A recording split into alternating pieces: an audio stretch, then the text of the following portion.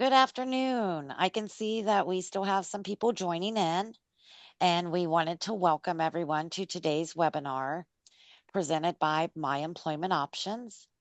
My name is Ann Settle, and I am one of the presenters today.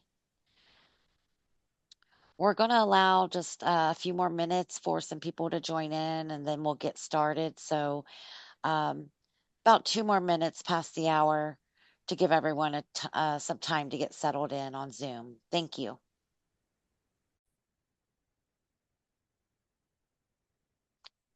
I wanted to welcome everyone again to the My Employment Options Job Interview Tips webinar. We're very excited to have you. Some quick technical reminders. All attendees are in listen only mode automatically, and your audio and video are off so that everyone can focus on the slides. You can even listen in even if you cannot pull the slides up. Closed captioning is available. To turn that on, go to your Zoom toolbar and click the CC Show Captions button. And if you decide to turn it off at a later time, you can click the CC Hide Captions button on the toolbar. And on the next slide, we will tell you a little bit more about our company. We wanted to take a quick moment to tell you about who we are for those of you who may be here for the first time, and explain a little bit more about My Employment Options, or MEO as we call it, and what we do on a daily basis. I also wanted to mention that our free online events are open to anyone in the general public, even if you do not qualify for our federal program we work in. On a daily basis, My Employment Options is an authorized employment network in the federal Social Security Ticket to Work program. We provide free work at home and on site job employment services and other free career services to qualified individuals who receive SSDI or SSI non retirement disability benefits and who want to try to work again, who are ages 18 to 64, and who live in one of the 48 states or Washington, D.C. We serve all states except Alaska and Hawaii. And to check out our free services and apply with us, if you receive SSDI or SSI, please visit us at myemploymentoptions.com and click Apply Now. For anyone on SSDI or SSI benefits, you may be wondering how Employment Options can help clients with our free services. We have over 20 years of expertise in helping people with disabilities return to work, and our services are free. We have long standing employer partnerships, including remote employers. Each client here receives a personal job counselor. We have a staff certified benefits specialist to guide you. And many staff, like Verana, who is one of our presenters today, are previous Ticket to Work participants. So we can practice the personal touch. Qualified job seekers on SSDI or SSI can work with My Employment Options and use their Ticket to Work to receive many services. MEO provides our clients on SSDI and SSI with free assistance, including resume and interview guidance, one on one job counseling, long term career support, and more. Your presenters today will be myself, Ann Settle. I am an employment counselor here with My Employment Options, and I assist our clients in the Ticket to Work program find mainly work at home positions in the 48 states. I have been with our company for 8 years. And our second presenter is Verana Sams. Verana is an employment counselor who also helps our clients in the Ticket to Work program find remote and community jobs in the 48 states that we serve. Verana's coming up on her 6th year anniversary. Congratulations. Thank you, Anne. Our webinar main topic is interview tips. And on the next slide, Verana will be sharing the topics that we're going to cover today. Thank you, Anne. Hello, everyone. Thank you so much for joining us today. We're happy to share interview tips or reminders to assist in your preparation for the moment we look forward to during a job search, an interview invite. Job interviews are a major part of the employment process, of course, and preparing for it is a process within itself.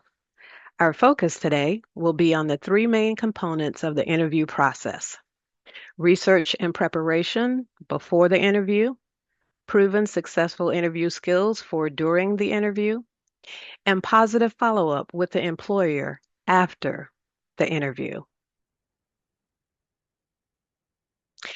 When in the midst of a job search, an invitation to interview can be exciting and a little scary at the same time because how well we present in the interview can determine if we get the job or move to the next phase of the interview process. What are the next steps to ensure that your interview is a successful one? How do you prepare, present, and follow up? Those are the questions Anne and I will be answering for you today on this webinar. Once you've been chosen from a pool of qualified candidates, it means that you've impressed the recruiter or hiring manager on paper. Now it's time to close the loop with an in-person or a virtual interview. We'll start with covering some important steps for successful interviews. Important steps for successful interviews can be broken up into three phases: preparation, actions taken to prepare prior to the interview, tips to be practiced during the presentation phase of the interview, and actions suggested to close the loop after an interview. Anne and I will drill deeper into the details of each of these phases with suggestions, examples, helpful hints, or reminders that will help you feel confident about your interview being a successful one. Anne will now share some tips on researching the company. Thank you, Verana, for breaking this down and showing the steps to the successful interview. So, first, you'll want to research all you can about the company and the position. Usually, in the About section on the employer's website, you'll find their mission, vision, and/or company culture. Also, make sure to check out the employer website as you may be asked what you know about the company. And this is a way that you can use what you've discovered to demonstrate your knowledge of the company during the interview. Glassdoor and Indeed are great places to find information as well. And something to keep in mind: almost all companies may have a negative remark. It could be an angry employee, so use your judgment. Next, we're going to focus on researching the position. So you'll want to relate your skills and abilities to those required in the job description. Try to have some examples of experiences of your job history that tie into the position that you're interviewing for. Focus on the keywords in the job description. You can use those during the interview as strengths that would help you make a good asset for the company. This preparation will help you present yourself and your abilities as a strong candidate. Now I'm going to turn it back over to Verana to discuss some skill sets. The key to confidence in your delivery is knowing your skill set. When you know it well, you can communicate it well. Refer to your resume for the qualities that make you a great candidate for the job you're interviewing for. Identify your top three. We've given three examples on this slide that speak to effectiveness, ability, and skill. So the examples are effective communication skills, ability to work independently, and skilled technical writer. So, Anne, how do we take this a step further with an elevator pitch? Sure. So you may be familiar with the phrase elevator pitch. It is a brief 30 to 60-second statement that encompasses who you are, what you do, what your skill set is, and how you acquired it. So basically, a little bit about who you are and how you got there and your passion as it relates to your career goals. What's your ask? Why are you sharing your statement? In this case, it's an effort to get a job. Here we have an example of what a 30-second elevator pitch sounds like. Hi, I'm Sarah, and I bring 5 years of experience in digital marketing. I specialize in content strategy and campaign management, and I am passionate about data driven storytelling. In my last role at XYZ Agency, I led a cross channel campaign that increased client engagement by 30% in just 3 months. I am excited about the opportunity to bring creativity and strategic thinking to your team at ABC Corp. We should always have a 30 to second elevator pitch ready, and don't forget to time it. On the next slide, Verana will explain the STAR technique that is often used and give an example. The STAR technique is helpful and frequently used to answer behavioral questions so that you don't overshare and your answer is clear and to the point. We don't want to talk ourselves into a job and then out of it during an interview by sharing beyond what's necessary to answer the question being put before us. Let's review each aspect of using the STAR technique. So, S is for situation. Set the situation to provide context for your condition or challenge. This can include time, location, and other relevant details. Task. T is for task. Describe your specific task or goal in the given situation. It comprises what you should expect to accomplish and what you hope to achieve. A is for action. Describe your steps to complete the task or overcome the challenge. And then R is for result. Share the results of your actions, including accomplishments and lessons learned. Highlight the impact of your activities and results for achievements. Now let's take a look at a detailed example on the next slide. Here's an example of how the STAR technique can be used to respond to the behavioral question, tell me about a goal you achieved and how you achieved it. The situation is working as a project manager. The task is the responsibility of ensuring that everyone was working towards the same goal. The action is effectively managed resources needed for project completion, including staff, equipment, and capital. And the result is the completion of the project in half the time budgeted. So the answer using the STAR technique would sound like this. When I worked as a project manager, I was given the responsibility of ensuring that everyone was working towards the same goal. I effectively managed resources needed for project completion, including staff, equipment, and capital. I completed the project in half the time budgeted. This is a good time for a quick recap.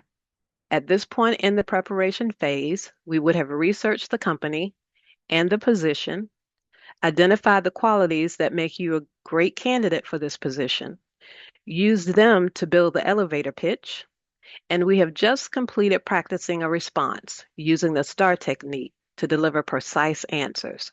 Now, let's move on to the next slide to determine if the job is a good fit for you. Interviews are actually a two-way street. While the interviewer is determining if you are a good fit for the position, this is your opportunity to determine if the position is actually a good fit for you. Is this a position that you have an interest in?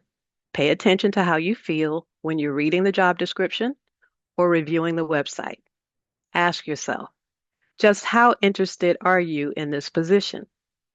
Your enthusiasm or lack of is sure to show up in your verbal and nonverbal communication during the interview. Is it a job that you will be comfortable doing at your current skill level and feel good about? Is it a job that you can do without reasonable accommodations? Or will accommodations be needed in order to successfully do the daily task of the job? These are important questions, and the answers will determine your success with doing the job and whether or not it's a good fit for you. And four, getting an answer to the question, is there growth potential with the organization, is important to know. I like using the example, are you okay with just being in the theater, or would you like an opportunity to work your way onto the stage? So you need to know if they even have the stage that you are ultimately seeking to work your way onto. These are questions that you may not get the answers to until you interview. It's important to go into the interview knowing the questions that you need answered to determine if the job is a good fit for you. Let's talk a bit about the preparation of questions for your interview. In this stage of the preparation phase, based on your research of the company and job description, it's time to formulate 3 or 4 questions that you would like the answers to. Typically, with most interviews, you'll be given an opportunity at the end of the interview to ask questions. Here are some examples of possible questions you can ask regarding the day-to-day responsibilities of the role, the working culture of the organization, possible growth and training opportunities, and the interviewer's career path within the company. During the interview, be sure to pay close attention so that you are aware if any answers to your questions are covered. If any of your prepared questions were answered, take that question off the table. Don't ask it. If the interview was so thorough that all of your questions were covered, it is okay to say something similar to, I did have questions, but you did such a thorough job, you've already answered them.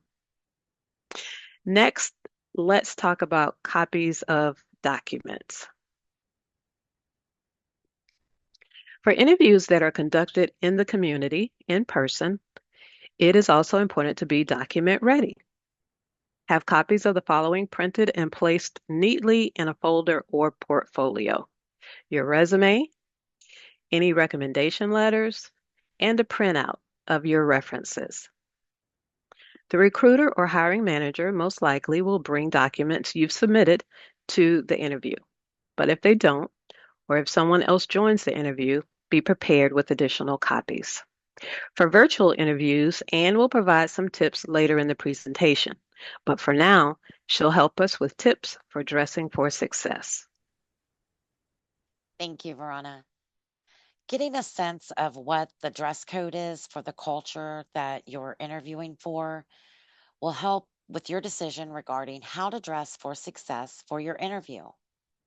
Here are some tips on dressing for success. View the company's website for the ideal of their dress code: formal, business attire, or business casual, nice but comfortable, professional and neat. And if it's an in person interview in the community, remember light on the fragrance. The photo on this slide shows a variety of acceptable professional styles for formal and business casual interviews. Feeling good about how you look has an effect on your delivery when interviewing. If you look good, you feel good, and that conveys confidence and competence. Doing your research will help with projecting an image that matches the company culture. Another helpful hint: keep in mind regarding fragrances is that some companies are fragrance free. If that is the case, you certainly want to be respectful of that. If the person interviewing you has allergies, conducting the interview would become very difficult if overwhelmed with fragrance and wouldn't leave a good impression. For virtual interviews, my suggestion is to dress as if you're going out for an interview, although virtual. The effect will be the same. First impressions form in seconds, and confidence often follows when you know that you're dressed appropriately. At this point, you've already impressed the recruiter and or hiring manager with your skill set. Now is a chance to impress them with the way that you chose to dress for success. It will be an indicator of what they can expect if you join their team. I wanted to provide a link, dressforsuccess.org, which is a nice organization to check into if you do need assistance with work clothing. Next, let's review the different interview formats.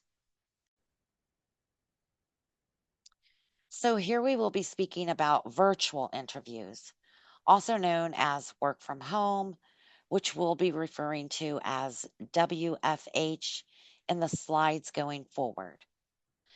This is an opportunity to show that you can follow instructions. When you're invited to an interview, you will receive a detailed email outlining all the steps that you need prior to the interview. It is important that you read the email very carefully. You may be asked to send information prior to the interview. Following instructions is essential. Also, virtual interviews may be conducted in different time zones. That's different from yours. So if you're unsure of your time difference, you can Google or confirm with the interviewer.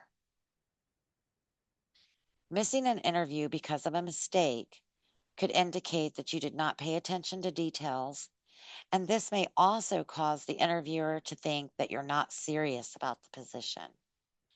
Be sure to read your email several times if needed to ensure that there's no misunderstanding or missed information.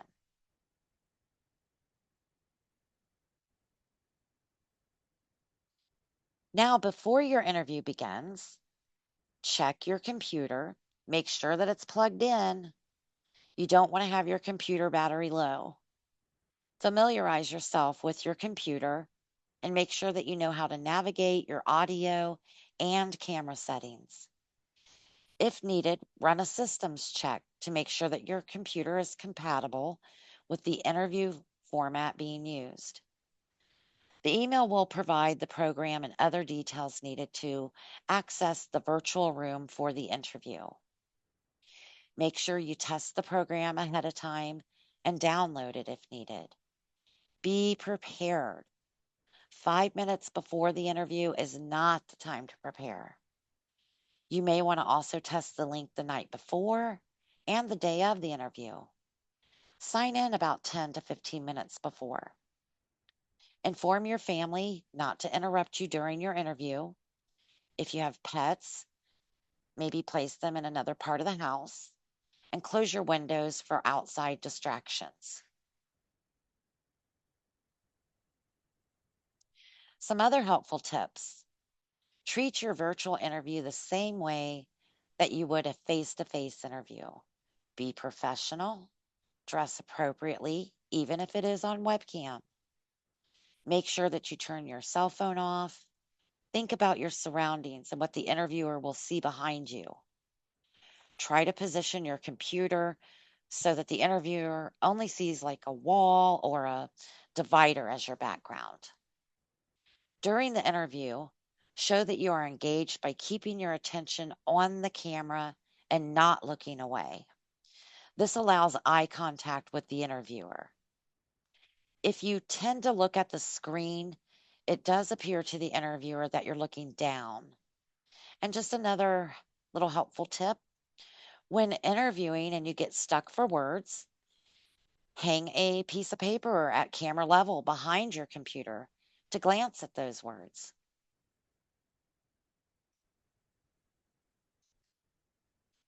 And let's talk a little bit about who will be sitting on the other side of the table for your interview and the format. It may be a one on one phone or webcam interview, one on one face to face interview, a panel interview, which usually consists of two or more interviewers, such as hiring manager, team members, or possibly someone from HR. A group interview where multiple candidates are interviewed together. If possible, find out in advance what type of interview you'll be invited to, just so you have an idea of what to expect and how to prepare. Often, the in the invitation to the interview, you'll find the details of the recruiter or hiring manager that you'll be interviewing with. This may not always be the case, and it may not always be possible to know the format in advance. So it's a good idea to be prepared no matter which format you walk into. It can be unnerving to go before several people when you thought that it was a one on one interview. So expect that it could be either of the four that I outlined on the slide. One of the tips that I consistently use and recommend is to remember that the interview is just a conversation, whether one on one, panel, or group. Focus on the person that is speaking to you at the moment, one person at a time. Okay, so now that you know who to expect at the interview, Verona is going to discuss mapping out your route that refers to community and some other helpful tips. Thanks, Anne. A part of the preparation process for a community interview is also mapping out your route based on your mode of transport. Even if you're taking an Uber or Lyft, know where you're going and how long it will take to get there. So, in general, use a mapping program to find the best route, check schedules for public transit, and do a practice run to find the location. In the age of technology, mapping programs are wonderful with finding the best route to get where we need to go. However, program glitches do happen. We want to prepare beyond any possible glitches. So once mapped out, you want to test your route with a practice run so that you can adjust the time that you leave for the interview if necessary. Also, it's not a bad idea to map out an alternate route just in case. An additional tip is when conducting your practice run, do it at the same time of day that your interview is scheduled so that you encounter the same traffic pattern. Also, as a reminder, arrive about 15 minutes early for your interview. We want to arrive early, but not too early. We won't we don't want to be sitting in the waiting area for an extended period of time. On your practice run, notice if there's a coffee shop, fast food place, library, or even a bookstore nearby, so that if you get there earlier than 15 minutes, there's a place for you to sit and exhale before walking into your interview, cool, calm, and collected. Now, let's talk about first impressions. There is power in a first impression. Some tips on establishing a first impression are be professional, but genuine. Remain in a positive posture. Even when things don't go according to plan, your commute doesn't go smoothly, the recruiter is running late, or you encounter a rude person, stay focused. Don't allow any external experiences on your way to your interview to affect the first impression that you give, especially within the organization. From the custodian to the CEO, you don't know who's who or the influence they may have with the one who will ultimately make the decision regarding your hire. Be very intentional about remaining in a positive frame of mind in spite of obstacles. Your point of focus should be that you made it to your interview in spite of any obstacles encountered. That's a win and something to feel really good about. Your natural smile. Whatever your natural way of smiling is, do that, whatever that is for you. Smile in a way that is authentic and complimentary to you. Eye contact. is a central form of nonverbal communication that says a lot. It is speaking even when we're not. Our eye contact tells on us what we really feel about ourselves or about the communication we are picking up from the interviewer. Good eye contact with your interviewer communicates authenticity and confidence. When you greet the interviewer, typically we would suggest that you initiate the handshake. However, since COVID-19, not everyone will be comfortable shaking hands. Take the lead from your interviewer and ask if they are comfortable with a handshake. Remember, just as your eye contact speaks, so does your body language and your handshake. You want them all to speak confidence. Next, let's dive a little into what the employers are looking for. During your interview, there will be some areas of interest, questions that the employer is looking to answer directly and indirectly, verbally and non-verbally. They will want to know, are you dependable? Can you be depended upon to not just show up, but to do the job well, delivering accurately, consistently, professionally, and on time? Will you be a long-term employee? It costs the employer time and money to recruit, hire, onboard, and train an employee. So they may be looking to rule out those that appear to be short-term candidates or job hoppers. Can you do the job? A recruiter will be looking to determine if you have the skills and abilities to do the job. And even if you aren't an exact match, are you flexible and willing to learn what you need to know to be successful in the position?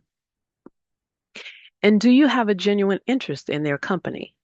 Employers are looking for motivated, enthusiastic employees. That will come across in your verbal and nonverbal communication.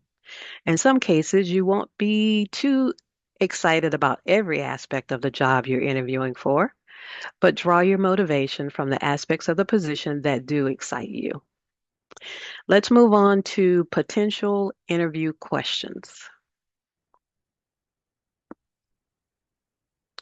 Our first interview question is, what were your responsibilities in your previous job? And a tip is be position focused, match skills used in your previous job with skills needed in this position. For a laser focused answer, refer back to the results of your research during the researching the position prep phase. The STAR technique and your elevator pitch can be helpful with drafting your answer to this question also. Write it out and practice it until it flows in a way that's natural to you. Another common interview question is, what are your weaknesses? Mention skills you have improved or turn a negative into a positive. This can be a difficult question, but you want to keep it light and on the surface. Describe to the employer your initial level of functioning, identified as a weakness. Discuss what you have done to improve this area, and then reference your current improved level of skill. For example, being on deadline to get a project completed, but double and triple checking every item in a spreadsheet can slow the process and become a weakness. However, after implementing some organizational skills, it can be turned into a strength. You are then a candidate who will make sure that the project is done on time and your work will be as accurate as possible. Here's an example of an interview response that speaks to managing a weakness and turning it into a positive. Being organized wasn't my strongest area, so I implemented a time management system that significantly improved my organizational skills. See what we did there? Keep it simple. Back to you, Anne. How can you help us with gaps in employment? So, this is a question that we get a lot. We try to fill those gaps in if at all possible. So, why is there a gap in your employment? A tip, you may have been in school, volunteering, or performing duties as a caretaker for a family member. or managing your household. If you're an individual managing a disability, that family member would be you, taking care of you. Give this answer some thought and practice its delivery during your preparation phase so that you're comfortable delivering the answer smoothly and without skipping a beat. Don't get caught in the weeds with your answer. Keep it short and move on. Tell me about yourself. Remember, this is a business meeting. So focus on things about yourself that align with you and the job and the company. Some personal information is fine, such as you've lived in the community for some time or you've went to school in the area. And it's also okay to share if you're a customer of the company's products and services and that you enjoy them. Although you want to treat the interview as a conversation, you don't want to come off too familiar with your interviewer. No matter how easy it is, so no matter how easy they are to talk to, you're still being interviewed. What is your desired salary? Do your research prior to, know the salary range for your area and the company. Ask the question, but know the answer. What is the salary range for this position? Or you could say, I'm willing to consider your best offer. If a specific salary is noted in the job description, what do? Make sure that you're within the guidelines of the salary that's being advertised. You don't want to request a salary that is so high that you're outside of the range of what the company is offering and disqualify yourself. But you also don't want to go so low that you devalue what you bring to the table. You can search Indeed and similar platforms to get an idea of the salary range for the company. Doing this research will help you make an informed decision and be confident in doing so. Are you able to perform the essential functions of the position with or without reasonable accommodations? Tip: if you can do the job with reasonable accommodations, say yes. This is a legal question that an employer may ask. Stay on the surface. If it's not a job that you can do with reasonable accommodations, it is important for you to be honest with yourself about that. It is also important to accept a position that's a good fit, that will work, that you do, that the work that you do will allow you to manage your disability and feel successful accomplishing your tasks. So, this leads us to talking about the ADA protections. Verana is going to take us over who they are and share a link with you for further research on your end if needed. Americans with Disabilities Act. The ADA protects you. You do not have to disclose if you're an individual with a disability. You do not need to request accommodations before or during the interview unless needed in order to interview. On applications, there may be voluntary disclosure opportunities for WOTC, which is a work opportunity tax credit given to employers for hiring individuals with disabilities or those with other significant barriers to employment. The key word is voluntary. You get to decide if you want to disclose. Let's cover some questions that are absolutely illegal for a recruiter or hiring manager to ask. Disability and health questions are illegal, such as, are you disabled? Do you have health problems? How long have you been disabled? Why are you in a wheelchair? It is to your advantage to know the questions that ADA does not allow employers to ask regarding a disability or health situation. We've provided the ADA link for your reference.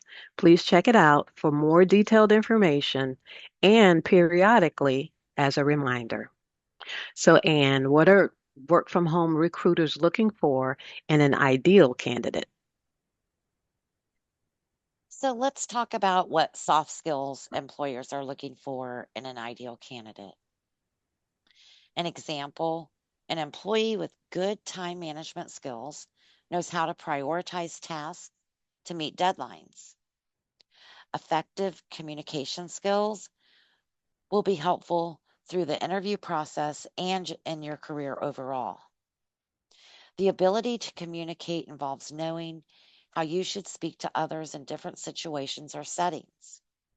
Problem solving will benefit you in every step of your career.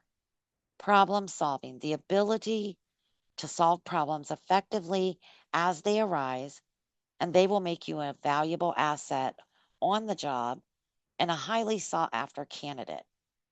Next, I'm going to go ahead and go over a few commonly asked interview questions. The most common question: why do you feel that you would be a good fit for this position? An example could be: I am confident that I am a good fit for this position for several reasons, especially because of my dedication to going above and beyond in a job. I am committed to learning any new skills on my own to succeed in this role. Or you can add an experience in your last role and add to your answer dependent on your background. Another example: I managed a sales team of 5 employees, and we had the top sales record for our company branch. I can bring my successes and experiences to this job. So, have your resume in hand to reference your skills, your expertise, and your experiences. Employers want to hear your confidence and your enthusiasm about the job that you're applying for. For work from home interviews that are over the phone, your tone and how well you're able to articulate will go a long way. Also, something that might be helpful is to prepare or practice speaking in front of a mirror or with a family member or friend.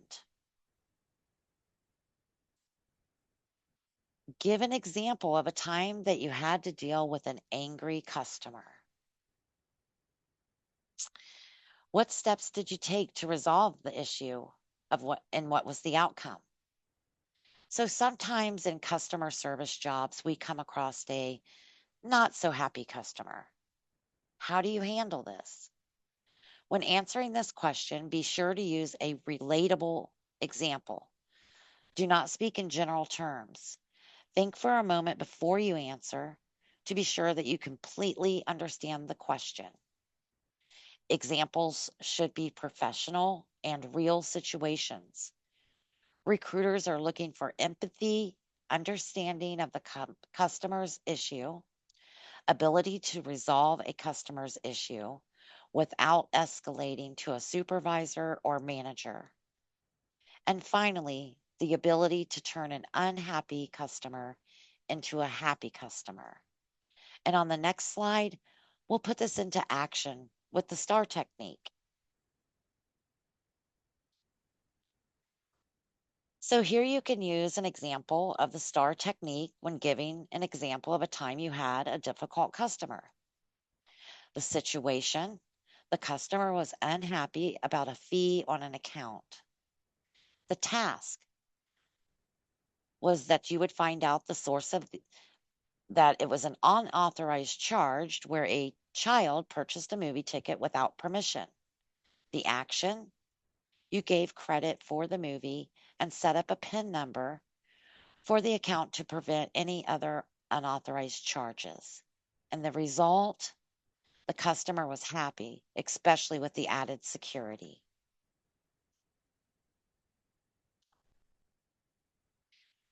So, oftentimes, another common question in the interviewer is: why are you leaving or have left your job?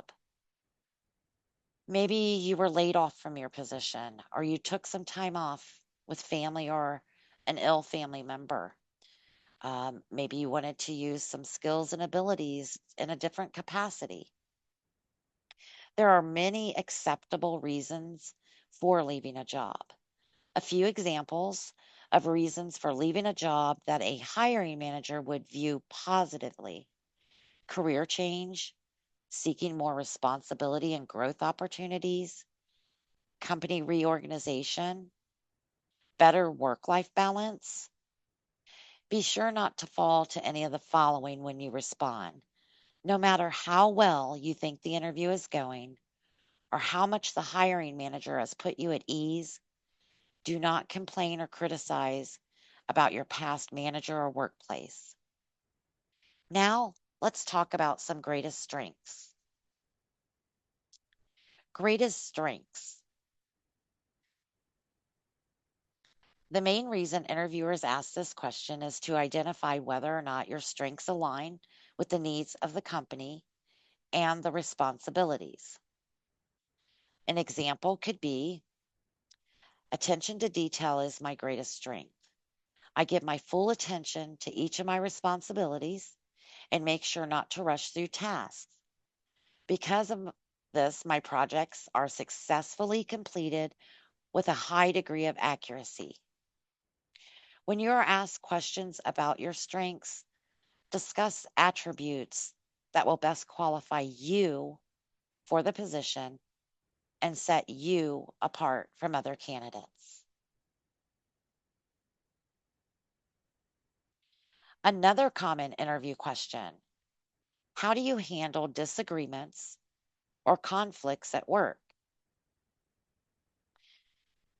The employer is looking for how well that you can communicate.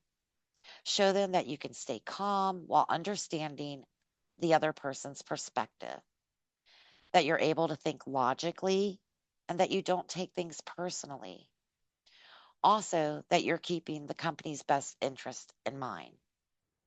An example could be: when faced with a conflict, I like to ask questions and understand my coworker's perspective.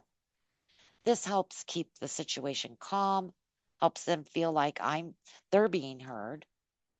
And after this, I found that it's much easier to come to an agreement or compromise while both staying a lot calmer. And now we're going to turn it back over to Verana as she's going to be speaking on closing the interview. Anne has provided excellent examples of work from home interview questions. Now, at this point, you become the closer, closing your interview with confidence. Hopefully, you're feeling good about the interview at this point, or you may be just glad it's over. Here are some suggestions regarding closing the interview with confidence. Ask about the next steps in the hiring process and how soon a decision will be made. Express your interest in becoming a part of the team now that you've heard more about the position. And thank the interviewer for their time and express that you look forward to hearing from them soon. You can also ask if there's a start date that they have in mind for the position. After closing with confidence, we now enter the follow-up phase. Here are some follow-up tips for after the interview. Immediately notate the important points discussed during the interview. Send a thank you email within 24 to 48 hours. Email the recruiter if you do not hear back within the time frame given during the interview. And respond positively, even if not hired. Thank them for their time and ask to be considered for other positions. Keep in mind that you may be called back for a second interview, so take the time to jot down notes after your initial interview that may be significant to remember if you return for another interview or are hired. Here's an example of a thank you note that can be used as follow-up. Dear interviewer's name, thank you for meeting with or calling me to discuss the customer service representative position. I enjoyed our conversation, and I'm very excited about the opportunity to join the company name team. Best regards, or sincerely.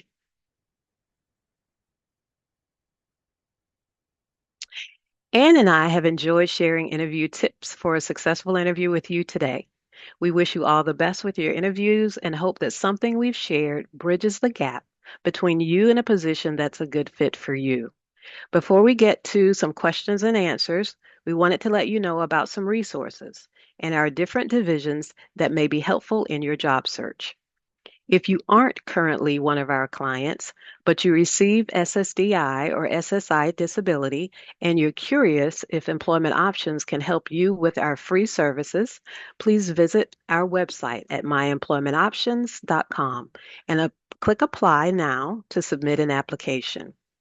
We also have two other divisions for those who are not on SSDI or SSI.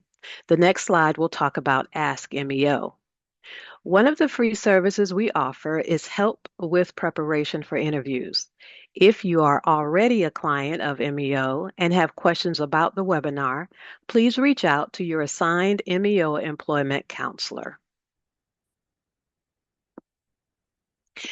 We know that some of you may not be receiving SSDI or SSI disability or may not qualify for our free services in the Ticket to Work program.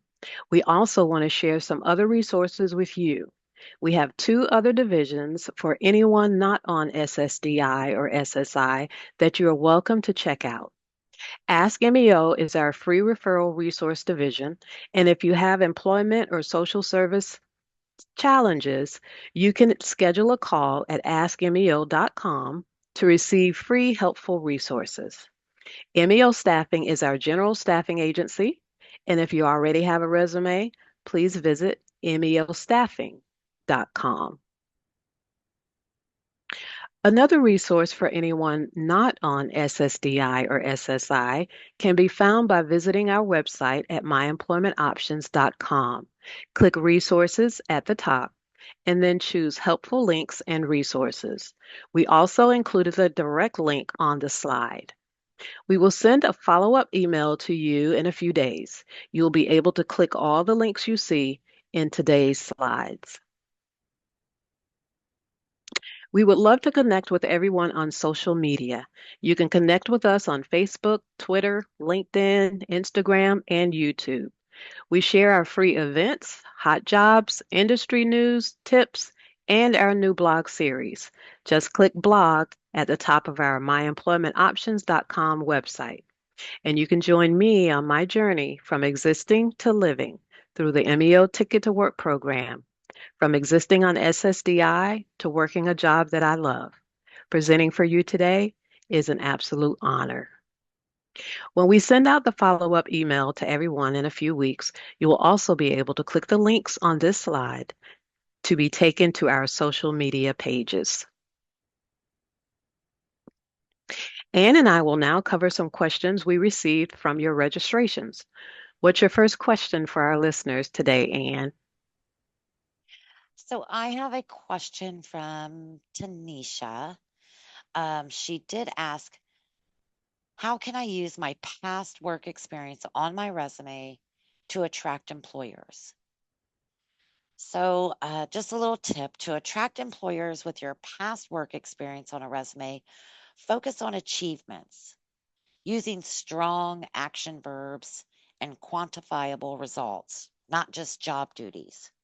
So, instead of a task, describe it as an accomplishment. For example, instead of saying responsible for inventory, maybe use developed a new inventory process, reducing quarterly costs by 15%.